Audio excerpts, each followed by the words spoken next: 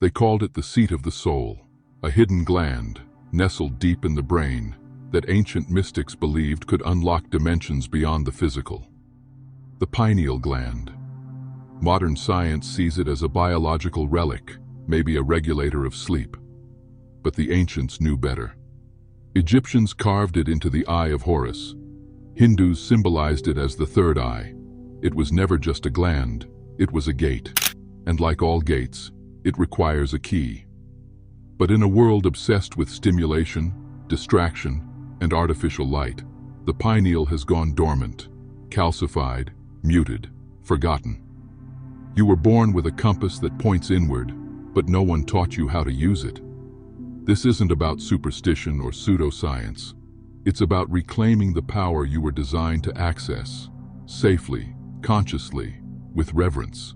The question isn't, can you awaken it? The question is, will you? Most people never question the silence between their thoughts, but that silence is where the pineal gland whispers. Ancient mystics knew this, that in the stillness behind the mind's noise, a gateway opens, not to fantasy, but to a deeper reality.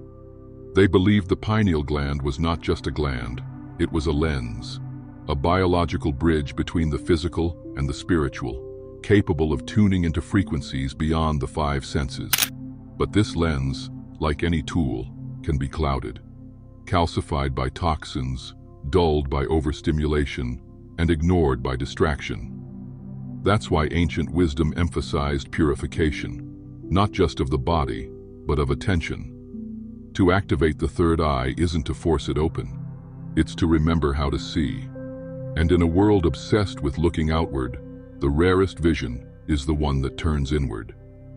Can you look without eyes, hear without sound? That's where the path begins. Ancient initiates didn't treat the pineal gland as a metaphor.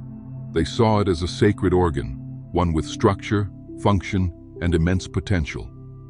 In Egyptian temples, the eye of Horus mirrors the anatomical shape of the pineal within the brain. In Vedic tradition, the third eye is a chakra of insight, intuition, and spiritual perception. Across cultures, the message was the same. Awakening this center reveals what the eyes cannot. But modern life has other plans. Fluoride in water, blue light from screens, stress, chemicals in food. Everyday life slowly numbs the pineal sensitivity. And so, people stop dreaming deeply, stop feeling, stop remembering who they are. Reawakening the pineal isn't about magic, it's about removing the static. It begins with intention, continues through purification, and culminates in awareness. The question isn't whether the third eye works, it's whether you've made space for it to open. If something inside you just lit up, subscribe and hit the bell. You're not just watching, you're waking up. True activation of the pineal gland doesn't come from trying harder, it comes from becoming still. The ancients understood that silence is the soil in which inner sight grows. Techniques like alternate nostril breathing, fasting, meditation in darkness, and sacred sound weren't random. They were designed to restore the natural rhythm of the inner eye. This rhythm is subtle, like a forgotten melody that reemerges when the noise stops. But we've become addicted to noise, mental, emotional, digital. We fear the pause, yet it is in the pause that the door opens. Activation is not about force, it's about tuning. The pineal is not a switch to be flipped, it is a lens to be cleared. And once clarity begins, perception changes. Time feels different. Dreams return. Intuition sharpens. You begin to sense that there's more to life than its surface. And the more you listen, not with your ears but with your being, the more the unseen world becomes visible. What we call the third eye was once seen as a divine instrument, a gateway between realms. The pineal gland was revered not just for its function, but for its symbolism, the seat of the soul, the lamp of the body, the watcher in the dark. But in a world of artificial light and artificial thought, this inner lamp has been covered with layers of mental dust. Detoxing the body is only the beginning. To truly awaken the pineal, you must detox your perception. That means less stimulation, more reflection, less consumption, more connection. Modern life trains us to outsource intuition, to apps, trends, influencers. But real vision starts when you stop asking outside and begin listening inside. Ancient mystics used breath as a bridge. Each inhale wasn't just air, it was awareness entering the temple. Each exhale, a letting go of illusion. They didn't breathe to survive. They breathed to remember. And what they remembered was this: the divine is not far away. It is encoded in your very breath. The ancient seers believed the pineal gland was more than a gland. It was a lens, a way to see without eyes, to know without thinking, to remember without memory.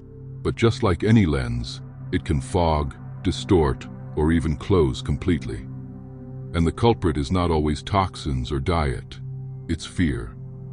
Fear clouds perception. It tightens the body, shortens the breath, and locks consciousness into survival mode.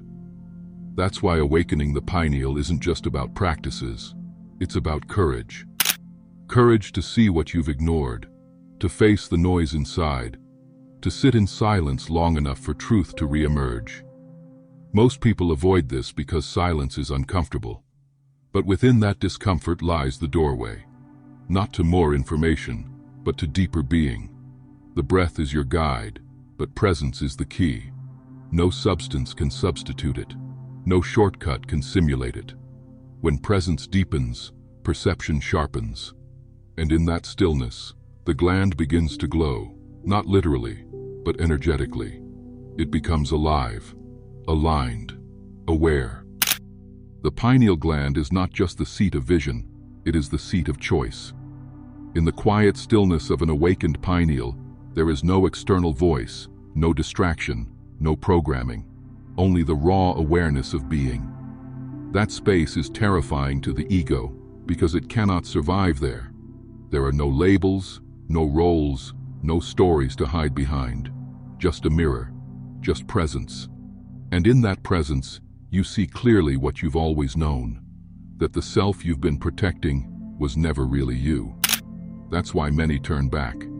They come close to awakening, feel the dissolving begin, and retreat. But those who stay, who breathe into the void rather than run from it, find something miraculous. A clarity not of mind, but of soul. A direction not of ambition, but alignment. Suddenly, intuition sharpens. Coincidences accelerate. You begin to remember, not information, but yourself. Not a version shaped by the world, but the one shaped by silence. The pineal isn't just for visions, it's for return to a deeper intelligence, a deeper truth, and a deeper you. The awakening of the pineal gland isn't the end of a journey. It's the beginning of remembering. Not remembering facts, not past lives or secrets, but remembering the subtle, undeniable feeling that you are more than flesh, more than thought, more than story. And this memory doesn't shout. It whispers. It arrives in the still moments, in the space between inhale and exhale, in the peace that doesn't need to be earned. When your pineal is truly open, the world doesn't change. You do. You start to see energy, not appearance, intention, not performance, and truth, not opinion. You walk slower, listen deeper, act from silence, not noise. The pineal teaches through experience, not ideology. Its wisdom is not loud, it's precise. It won't give you answers, it will give you clarity. And sometimes, that's all you ever needed. Because when clarity comes, confusion no longer has a home. And suddenly, the questions stop mattering. What matters is presence. What matters is breath. What matters is becoming fully, fiercely, you. Not the version others expect, but the one that has always waited, silently, behind your eyes. What if your third eye has always been open, and the real illusion is the one telling you it's closed?